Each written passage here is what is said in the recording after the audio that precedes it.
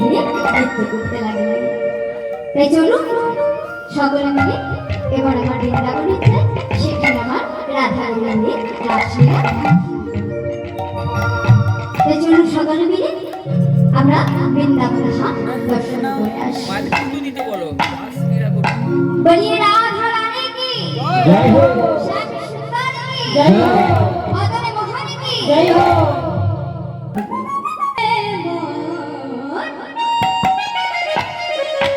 যদি যাবি মধুর বৃন্দাবন